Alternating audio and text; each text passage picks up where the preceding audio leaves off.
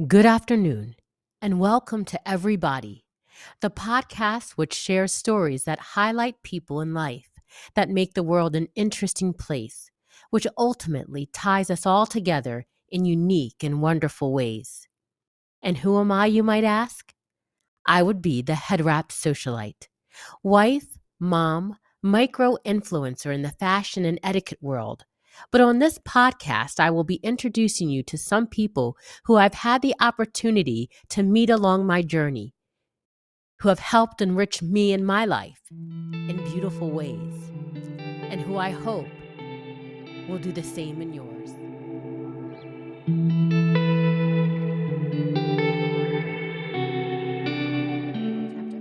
Transition towards maturity. Lessons in my grandmother office. Ava, Stefan, Nick, and Joe. So often you choose to sit in the car and drive with me from errand to errand. Stefan says he just likes to listen to me talk. Ava sits quietly with a bright expression as if a student consuming my lectures on life. Nick prefers to ask detailed questions about my youth, and Joe just seems comfortable with the constant sound. I'm often afraid these days, concerned that I won't be here to raise you. More than anything in the world, I want for you to have the ingredients to become a good citizen of the world. I want for each of you to passionately act kind today as children and to blossom into thoughtful adults. I want for you to work hard in school so your education can prepare you to make well thought out and intelligent decisions. I am apprehensive because your lives are so incredibly different from my own. You truly may live the lives of privileged children, but I will not let you live in this forum. I know that you wonder why I am so hard on each of you and why I require far more than is expected of your peers. I believe that you find the answers to your questions in my stories, the stories often told in the car, driving from errand to errand. Today, I am absolutely thrilled to introduce someone who embodies the true essence of a multifaceted woman, Angie B. But I've never really called her by her full name, so I'm going to call her by her full name today. Just for this moment, Angeline Antonia Brozovich. I first crossed paths with Angie about 15 years ago when our children were involved in soccer and later tennis. It was during those lively sideline conversations that I quickly recognized Angie's remarkable qualities. She isn't just an attorney. She isn't just a devoted wife. She's an incredible mom. And now she can add author to her ever-growing repertoire. One aspect of Angie that I deeply admire is her fearlessness in asking questions and truly listening when given the answers, even when they may be tough. She possesses a unique gift of empathy and an insatiable curiosity that allows her to connect with others on a profound level.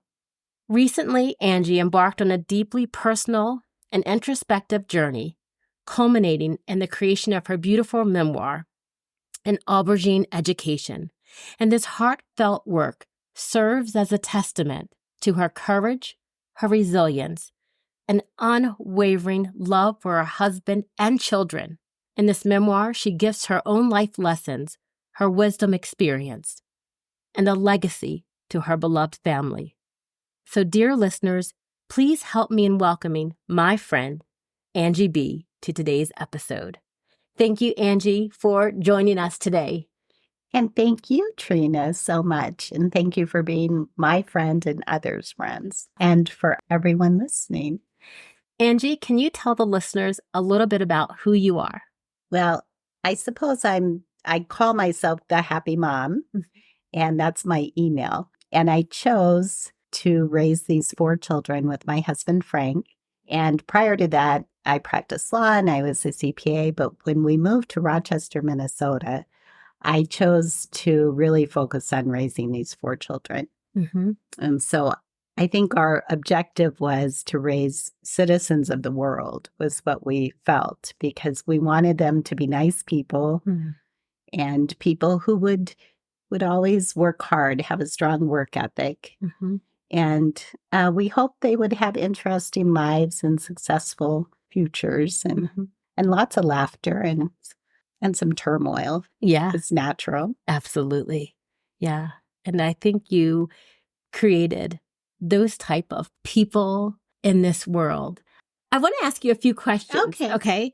So your book, An Aubergine Education.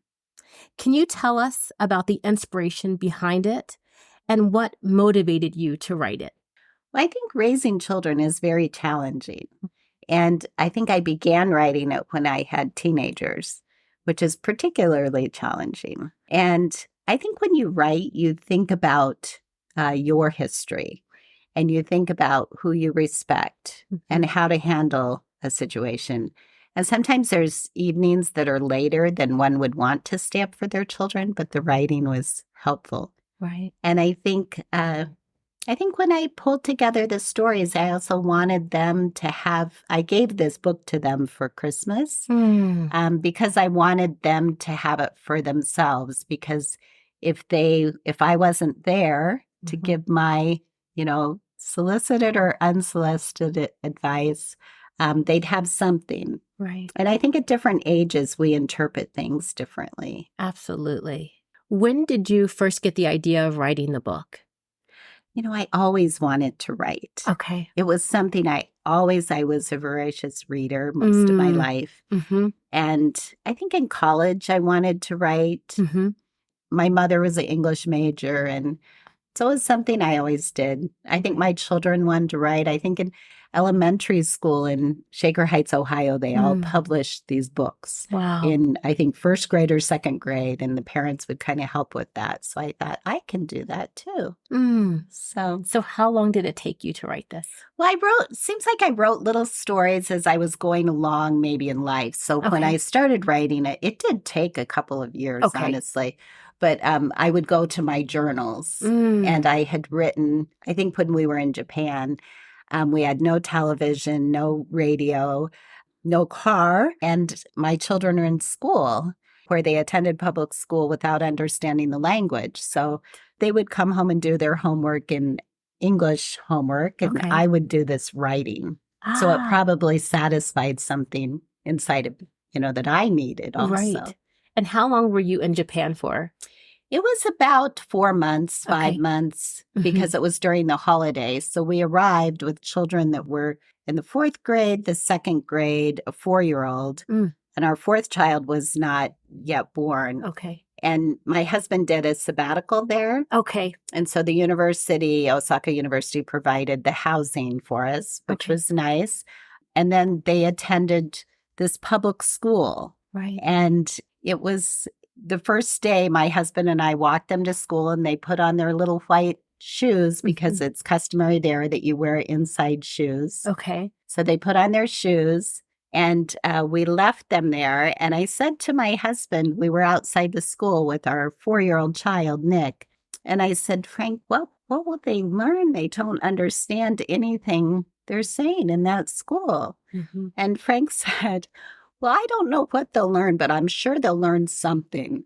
So let's just let them learn. So I think they learned quite a bit, though. Right. They learned I think Ava, they expected her math not to be as strong because she was American, and it wasn't.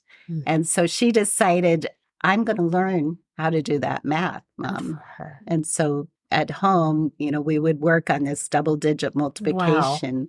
Wow. And she worked really hard. She learned how to be as neat as the Japanese. She learned to be as organized as the Japanese. We spoke earlier before we actually sat down, but it's those life experiences that you have shape who you are.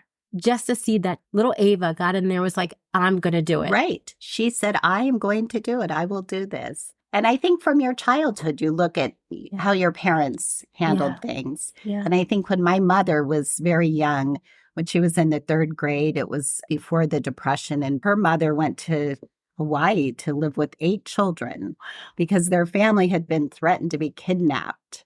Oh, my goodness. And so she went to school in Hawaii in the third Wow. grade. So I thought if my mother can go to school in Hawaii in the third grade and walk to school with her bare feet and Yeah. eat papayas along the way, Mhm. my daughter can go to school in the fourth grade in Japan and not understand the difficulty of the math. Can I ask you a question? Yeah. If you don't mind me asking, why was your mother's family, why were they threatened? I think at that time Okay. they were living in Idaho Okay. and there was a real shortage of money. Ah. And so someone put a note on her father's car that said, if you don't provide this certain amount of money, then I'll kidnap your children. Oh, my goodness. And so her parents decided that Mhm. his wife would take these 8 children, those who were not in Wow. college. There were, I Yeah. think, 5 of them.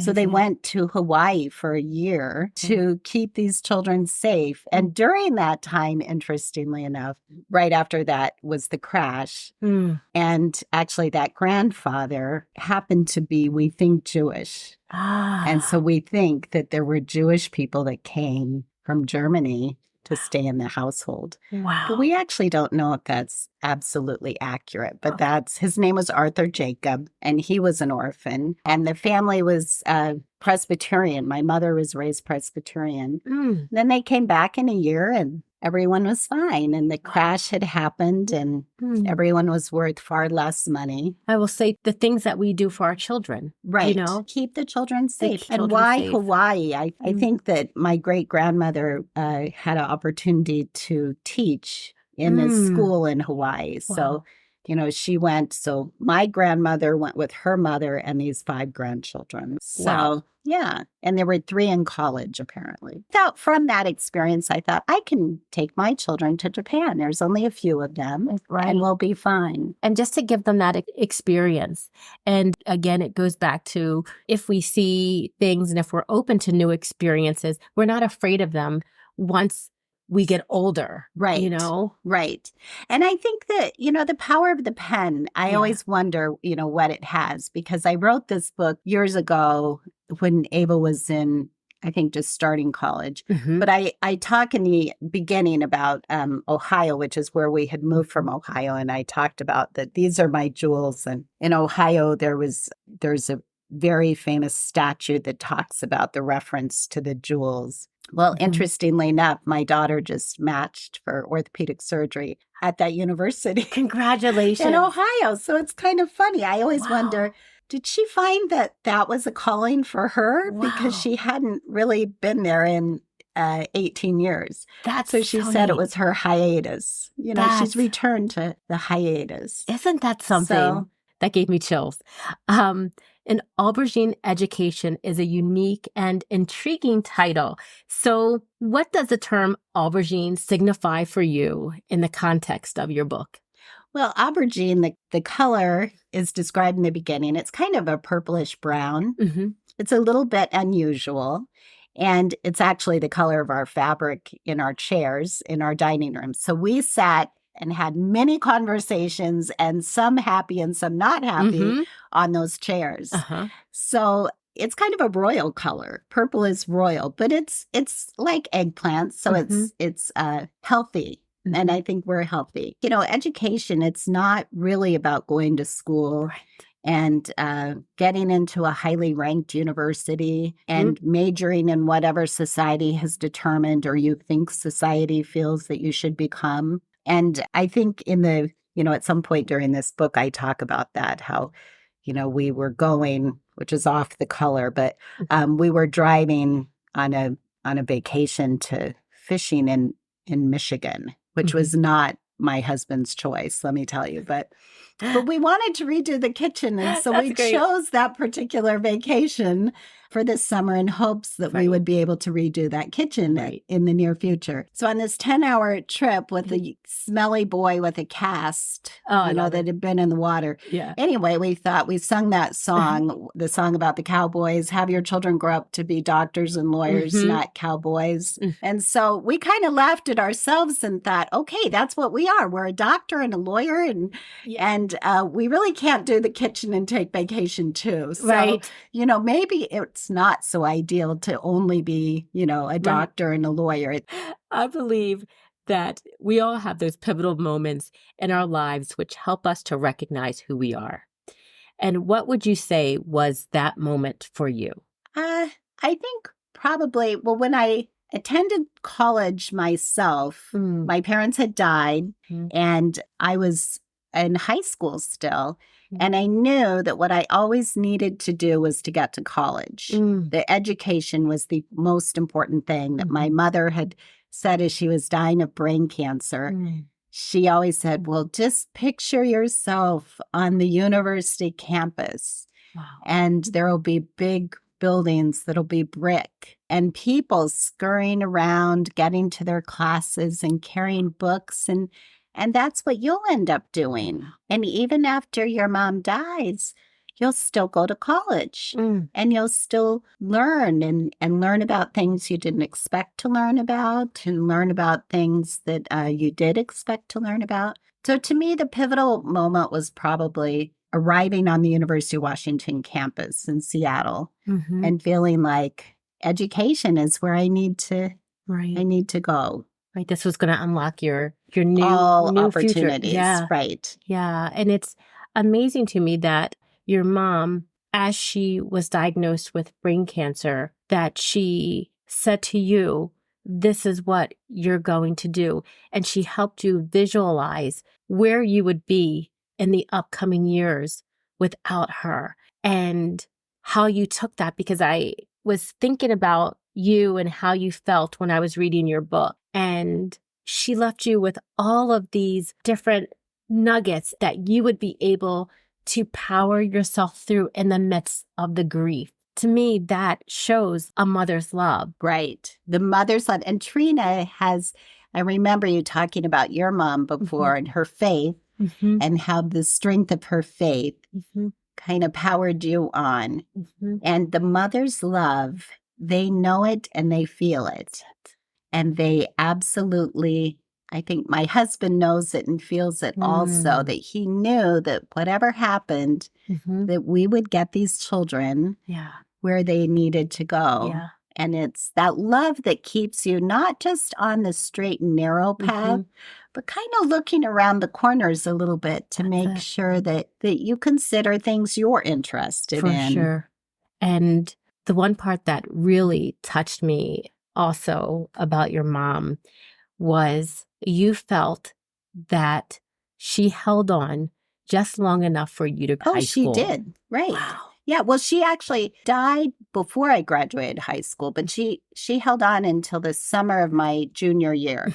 So she didn't die until that semester was over because she wouldn't have wanted me to miss school. Right. She would have wanted me to finish. So, so then she died after that. But I always felt she was with me. And I think I still wear her around my neck most days.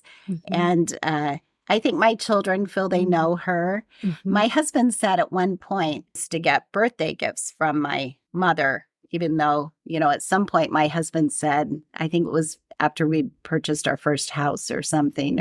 And he said at some point, Angie, do you think your mother could have a smaller budget? Do you think your mother could actually, we could adjust her a little bit? Because I felt her heart would always want, things that I would want. Yeah. So anyway. For sure, pushing you in that right direction. Right. She would always, she would always want that. Yeah, and give you that little nudge. Yeah. And when I went to college, I actually arrived on college campus. I'd accidentally not signed up for any housing because I just had made a mistake. Right. And so I ended up going into a sorority.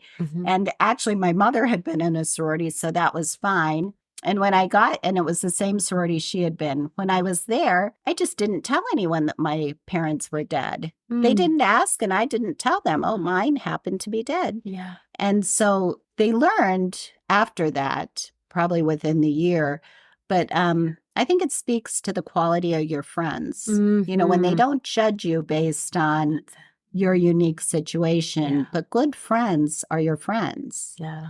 And good parents make good children. Just to talk about friendship and friends, it's people who can see you at your worst, at your best, but still love you. Right. You know? Right. And are willing to walk with you and to not to let you go. Right. And that's friends. And it's also your children. Yeah. I mean, when you kind of lose it with your children and you're, you know, using a voice louder than they really need to hear, and you're confused and you're, you know, not understanding why a teenager needs to do what they've chosen to do.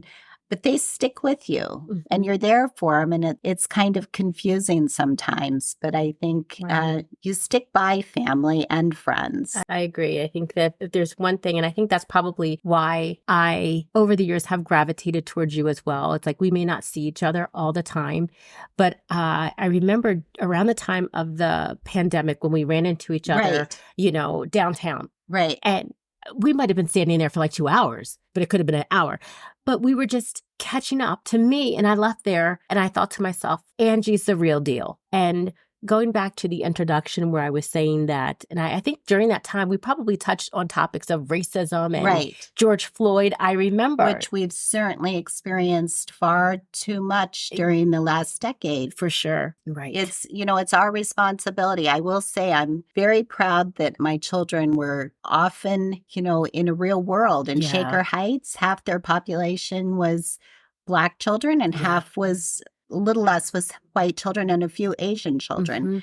And I think those were their friends and those were who they learned to trust and who they learned to love and who they, you know, embraced. And I'm very proud that our children were raised with that. And on the same token, during this time of really awful, awful racism, I think we can't just look to the past of what we've done right. We have to look to the future of what we can do now. Yeah. And as I said then, you know, that I will have the back. If I see a teenage boy on the side of the road in Rochester, Minnesota, I actually haven't had it happen, but I have decided that I will pull over and just politely introduce myself and turn on my phone. Yeah. Because that's what we need to do. Right. That's someone's son. That's a boy. That is a young person. And we all need to do that. We can't just talk about doing it. We need to do it. Right. We need to be there for our neighbors and our other humans that deserve as much as my children.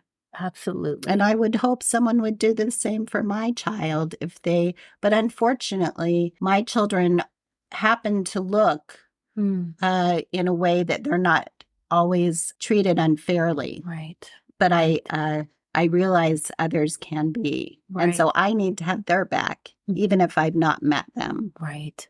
And I think that's such a beautiful sentiment because a lot of times we tend to look the other way. But you were saying, you know what, I can talk about it, but I want to be about it. And that's the difference. But you know, Trina, people have been there for me because even I think after you and I talked, I was in Philadelphia visiting my son who was doing his rotation there for surgery. And I took this bus and I didn't have the change. And I was waiting at the train stop, and this gentleman who happened to be a young African-American man, he said, well, you have to have the exact change and you can go to the CVS and get a cash advance or whatever.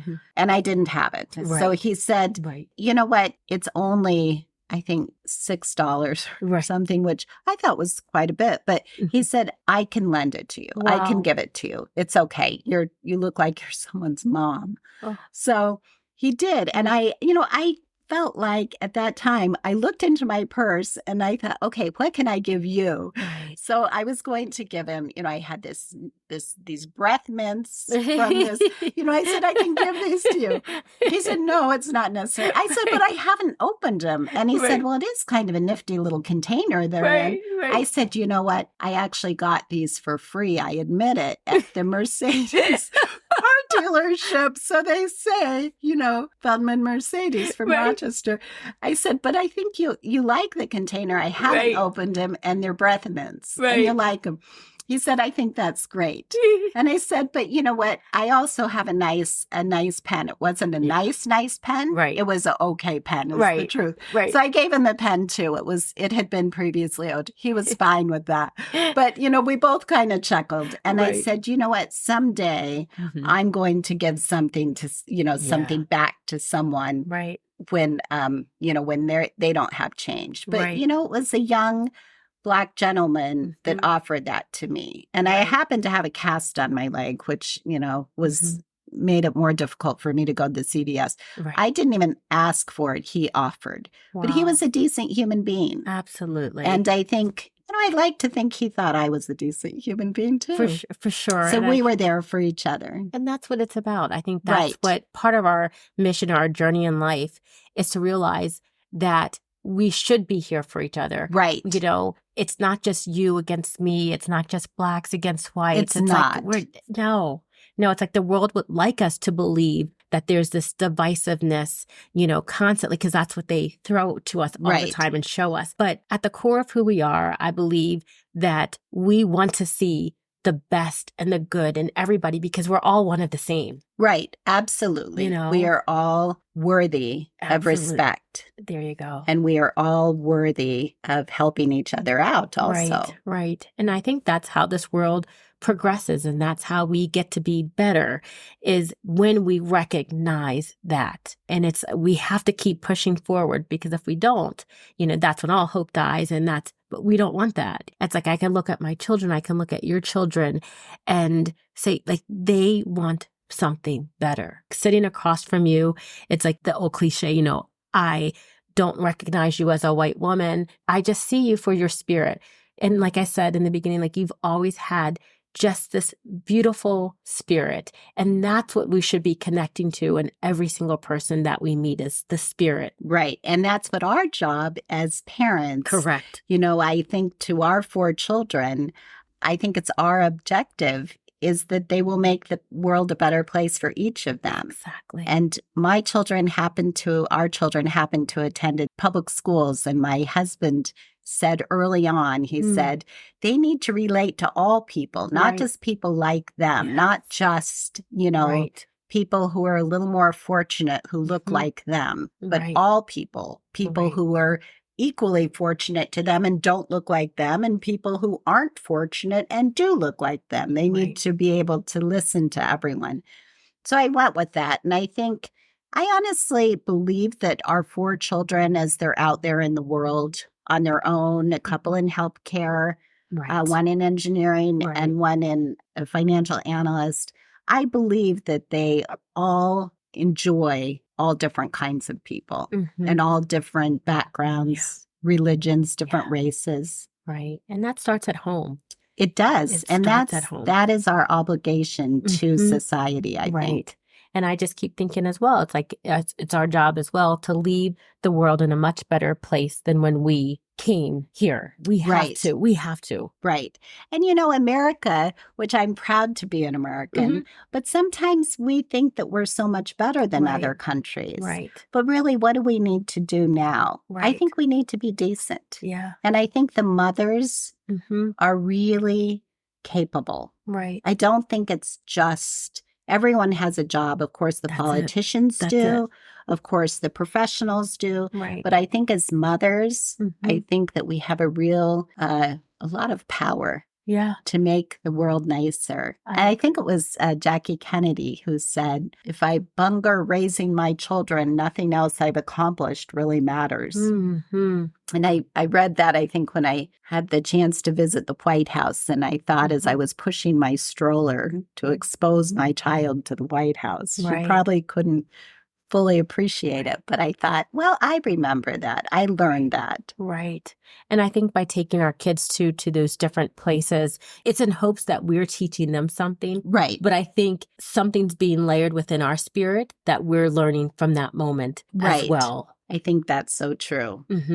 Because we never know. We never know, what inspires us to continue on the path. Yeah. Because it's, parenting can be hard. And, economics of reality can be very difficult for all of us. Right. Yeah. And it's to keep pushing forward. Right. To keep pushing forward. Right. We are all athletes of parenting, I think. I agree. So to the younger generation, us more mature mothers and fathers, it's our job to keep passing the baton. Right. That is exactly we're all running true. This. That's a good analogy, Trina. We are all in a relay in some ways. Yeah. So what would be some of the key messages or ideas that you would like for the listeners to take away about what your mom taught you about education? Bringing it back to it's our jobs as mothers to lead the charge. I think that education is really, my mother had a couple graduate degrees, and in my family, we have worked hard to also attain a high level of education. Okay. But I really think my mom would say, and this book portrays, that education is really life. It is really about life. And my husband was educated and raised by he was born when his father was in graduate school. Oh, and so interesting. he was left behind with his grandparents who were coal miners and had an education of the 4th grade. He was raised by his grandma until he was almost 5 by his grandmother, who actually stopped her job, I believe, as a cleaning person to stay home with my husband, Frank, and raise him and make him homemade soup. Wow. And his grandparents, one was a coal miner and one was a laborer at Puget Power. And they watched a lot of TV and they ate a lot of soup. But I think my husband, he grew up to be an MD, PhD, and I think that he felt very educated. Right. And I think sometimes just that warm body next to you that's, working hard and talking and laughing a little bit and even watching sports. And he learned how to dig up a basement and make a bowling alley in the lower level. Unreal. I think the president had a bowling alley, and so Grandpa Vince thought he could have a bowling alley too. So even though his house had 2 bedrooms, he had a bowling alley. No, that's great. And so Frank really learned how to work there, and I think that's what Frank and I have in common is a real a work ethic, a very strong work ethic. Right. And I think sometimes, they say that 3rd generation of success loses it. That people become lazy. Right. Really. Right. And they think that they're in this class above other people. Correct. And I hope that my book portrays to my children when they read it, 20 years down the road. So these children will realize that they don't have a golden path. They need to roll up their sleeve and work hard and to be honest and to be considerate. And you can always learn something. It's not just about school and grades. Right. And that's true. I think if there's anything that your book, really has taught me too, is consistency. There was a lot of consistency that I saw in the early parts of your life that wove its way through. Going back to your mom, she promoted that day in, day out. Yeah, every single day. And the breakfast was a big deal. I still think it is. My mom used to get up very early. She taught school half the time and not half the time. We moved quite often. But no matter how early she had to be at school, we always had a table that was set with silverware and napkin.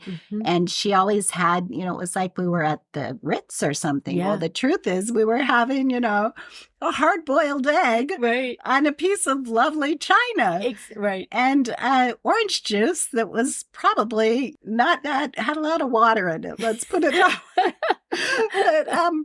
But I think that morning really let us know that, we had a big day ahead of us. We needed to have a stomach full of healthy food. And then I think later when she was, teaching us math, we would talk a lot about the cost of groceries. And I think things were perhaps a little tougher on my parents at times of their life. And I knew exactly how much eggs were, and I knew exactly, how much bacon was. And I became an accountant initially.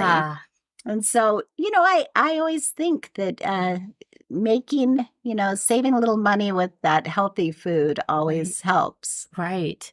And can I ask you, what prompted you to go into law from being an accountant? So I was a CPA, and then we moved to Boston, and Frank was starting his training in medicine, and it was a 3-year ordeal. So that was law school. That was the same time. So I thought, well, that's nice. I'd kind of like to do something for children. I always had an interest in being an advocate for children. So they had a program called Battered Women's Advocacy Program, which I thought was a good program. And I was a battered woman advocate as a law student. It was hard. Right. It was really hard to see. Yeah. And I really had trouble sleeping at night. I truly did.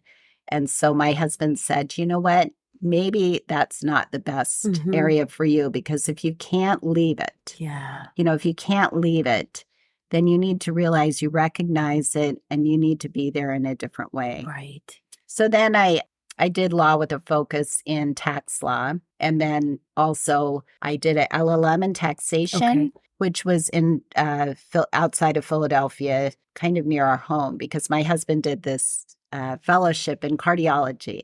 What I really wanted to do is stay home and raise my children, but I didn't want my resume to indicate that I was just this mom at home, because I thought being a mom was very important. So I did the LLM in taxation at Villanova at night down near my home. So then I taught at night. My husband was home, and after I graduated. Right. And when I graduated, actually, from Villanova, I had a 2-year-old and an infant. And I went on this stage, when you accept your diploma, and they put me in the paper, I think, because, I was really a new generation mother, a mother I was very proud of my children, and I wanted them to be a part of it. Yeah, absolutely. I felt like we had all made it through that. Yeah. And so my mother had always said that education is your best insurance policy, that if something happens, you always have your education. Right. And even as a mom, sometimes, you feel a little bit, I don't know, frumpy or less confident. Right. And I feel when you have an education, there's a part of you that realizes, okay, I can definitely get a job. And I can definitely have a better chance of having a higher compensation. And if I'm choosing to focus on raising my children, I have self-respect. Right. And I will always have something. So part 3 of your memoir, found really beautiful, is you said, and this is chapter 48, part 3 is Finding Home, Ava and the Therapy Horses. You said often the source of an education is quite unexpected. And then in there, you tell us how your daughter, Ava, always seemed to have an ability to help children. I think in the book, it was my reflection, but it was also for her. It was also, I know the biggest readers of this book. I am, educated as a lawyer. You consider your audience. The audience is primarily my children. Those are the most important parties to me. I could tell she wanted to help children. She was the oldest of a family of 4. And so the therapy horses, we actually fell upon that because the man who did the tile in our house, his wife was a therapy horse person. Okay. And Ava had loved riding horses. So she did this. She was so calm, and the children had disabilities, and the riding the horses was very therapeutic for him. And she's a very calm person. She's very methodical, and horses know when you're not telling the truth. Yeah. And so she trusted the horses. They trusted her. The children were there. It was all good. And now she's just graduated this year. She has an MD, PhD in bone cancer. That's her research project. And she's doing orthopedic surgery, which children would be a common patient.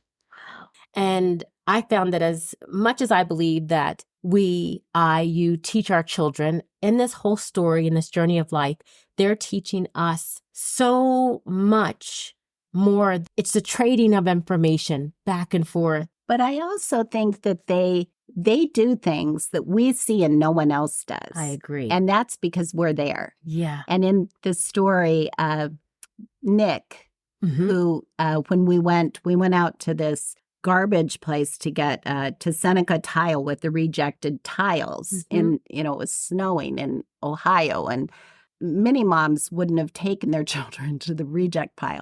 But I did, because I thought, one, it'll be fun for them and they can pick some tile. We were renovating this house and that will be good.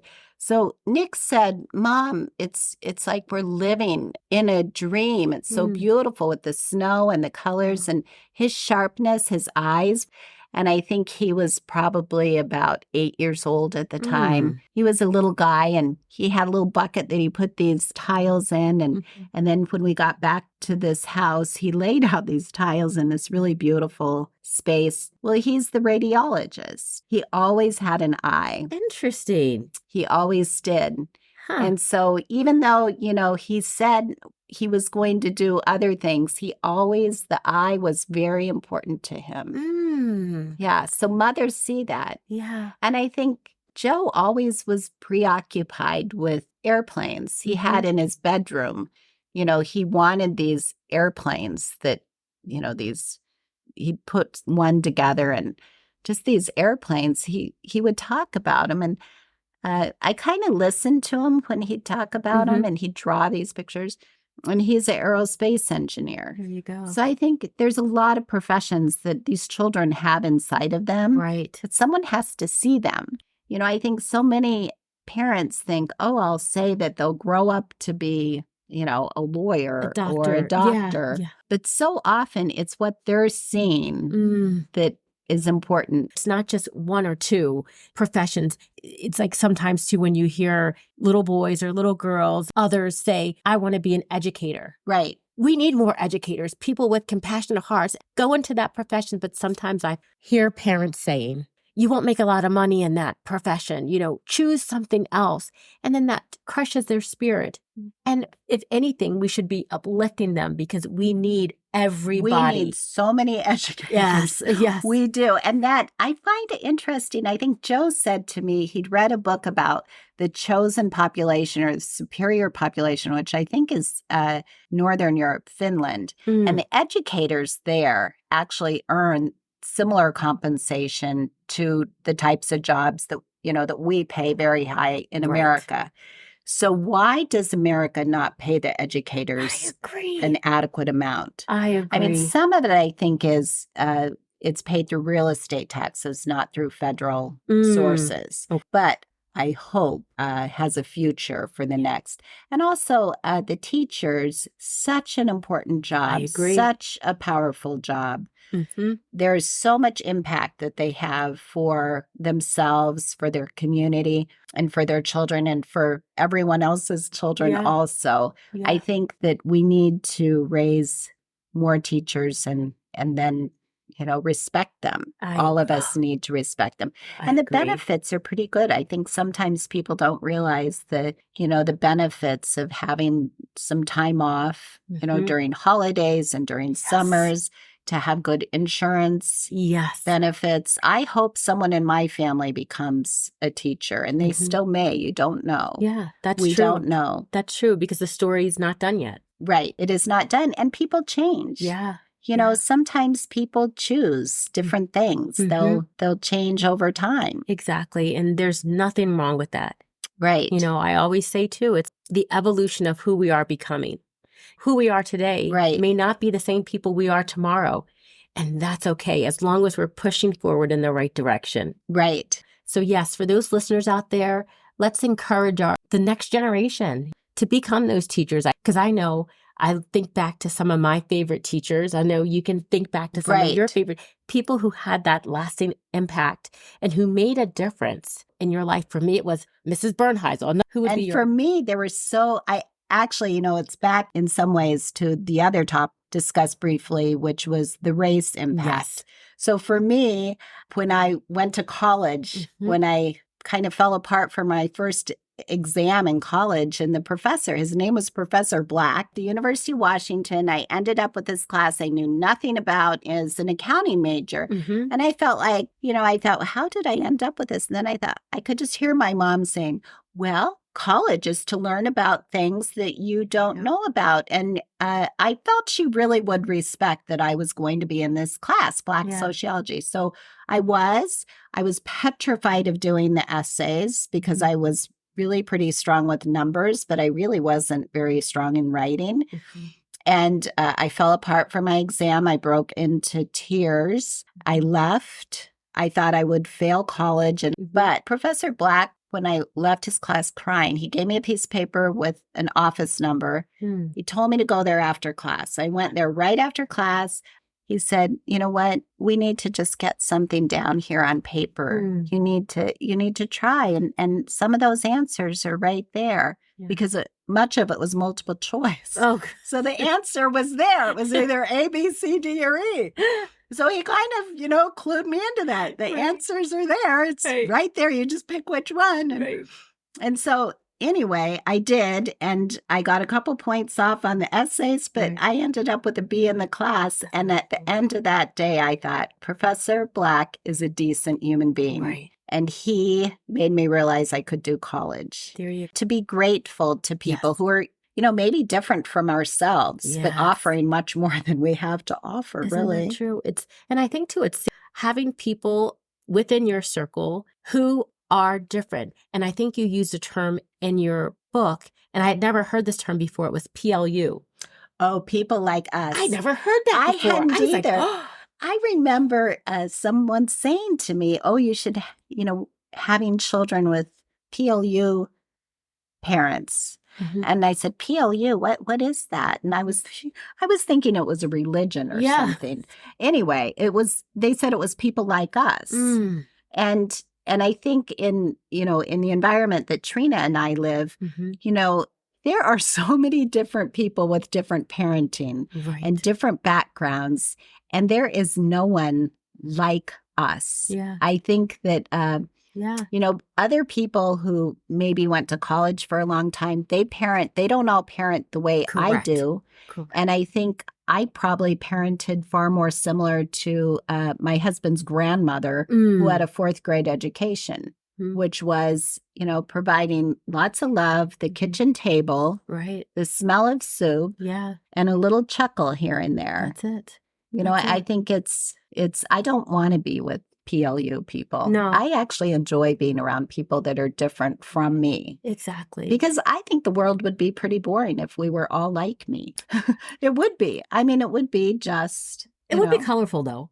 I don't know. I wear colorful dresses that I sew, but I think, it's far more interesting to have the life a little different, add a little different comment to the thing. And like you said, it's to surround yourself with people who don't think like you so that you can have a broader sense of what it means to be connected to different people within the world. Right. I would much rather prefer to be in a world where I am surrounded by diverse people who think differently than myself, because that challenges me. Like if everybody agreed with me all the time, again, how boring would that be? It's like, okay, I could just talk to myself in the mirror and be like, okay, Trina, what do you have to say today?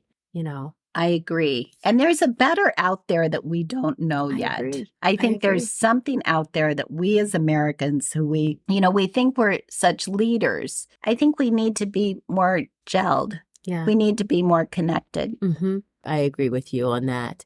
I want to know, what did your children think when you gifted them the Aubergine Education? Well, I think they were, on one side it was at Christmas, they all opened it at once. Okay, nice. So on one side, they thought it was fake because it said my name and it was in a book. Like, it's a purple book and it's hardcover. And it's hardcover, and it has a picture of our snowy driveway, which I think they probably recognized right away.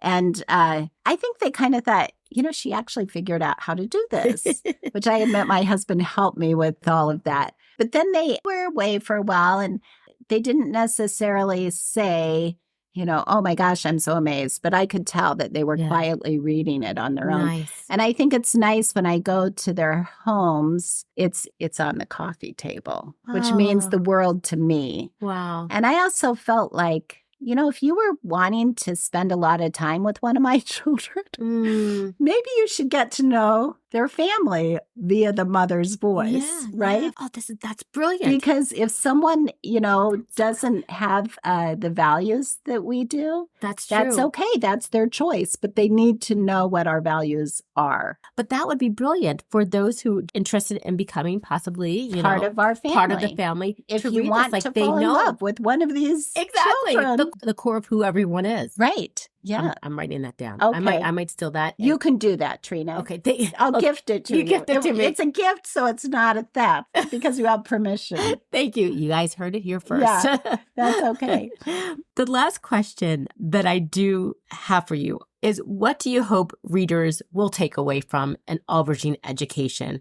I think depending who the audience is, who that reader is, but if the reader is the person who thinks the airport mother or the airplane mother, who thinks it's all about getting straight A's, like the helicopter parent. The helicopter. Okay. Yeah, I have the wrong line. But I knew where you were going with it. You're right. I think they need to lighten up. Mm-hmm. I think they need to enjoy life and realize that, you can't just complain to teachers all the time and complain to everyone and complain and think that that's how your child will get this amazing education. Right. I think that you need to learn to live a bit of an education. And I think for those that are maybe like, my husband's grandparents, maybe a little bit afraid, kind of feeling like, I have no idea how to get my child on that right track. Right. I think that they probably have all the tools in their tool bag that they could ever want. Consistency, taking an interest in different environments around them. Car trips are very interesting. There's just so much to do that is worthwhile, that's really closer than we think. I agree. And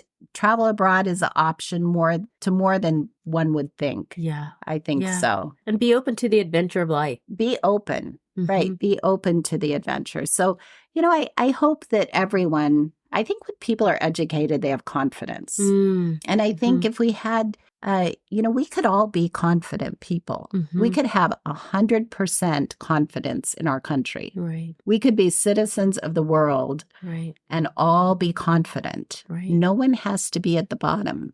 And everybody should have a slice of the pie. Right. I just want to say thank you again for thank you, taking this and time, listeners, an enjoyable time. And every time I leave you, and I think that's why I surround myself with certain people, because you always leave me with different food for thought, something for me to take on my journey, something for me to put in my backpack to implement in the world and even share with my children so that they can leave the world a much better place.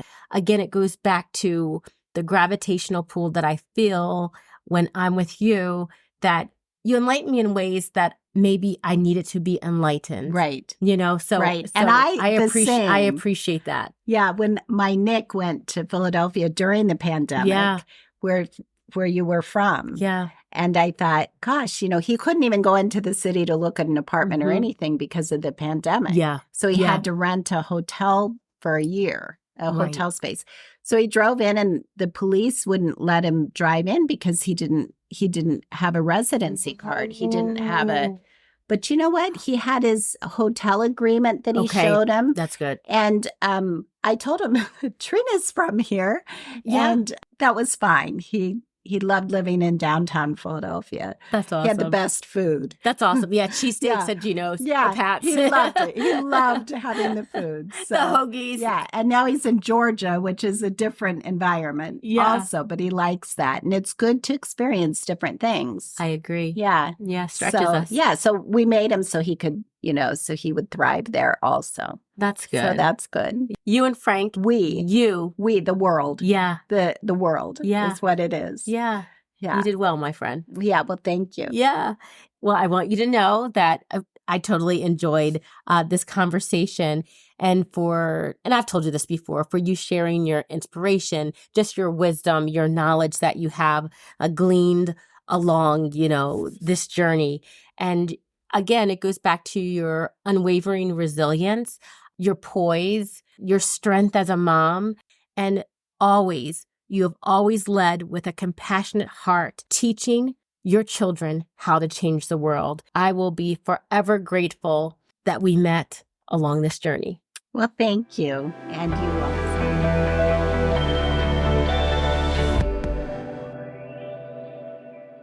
Ava, you are truly a beautiful young woman at 15. Daily, I recall my life at your age. I remember walking home from school in the leaves and living life to its fullest as I believe you do. I recollect the weather becoming colder and discovery of my mother's illness. The chill of the air seemed to freeze my last fond memories of my own doting mom. It hurts to remember, but I can clearly envision my final winter with my mama. She was a remarkable teacher both to her students and to her children, and she seemed to prepare me for life as she left me alone at 16 and she entered the gates of heaven. Ava, I know that you will remain devoted to our family and expanded by the one you create. I also pray that you will remain loyal to your professional aspirations. Do not settle and do not feel pressure to follow. This would only make you unhappy and those around you empty. Do not go where the path may lead. Go instead where there is no path and leave a trail. This wisdom of Ralph Waldo Emerson is our guidance for you. Stephen, Nick, and Joe, you are my three wise men. While you are only 13, 10, and 4 at this writing, Ava is fortunate to have you as you are to have one another. I trust that you will always keep each other close. I hope to be alive to see each of you through college, happily involved in careers that you pursue with passion, and if you choose, marrying and bearing children and grandchildren. Daddy and I would love to be there for you always. But just in case, should an illness or tragedy interrupt my plans, I would like to leave you some notes so that you can hear my messages throughout your lives. Love, Mom.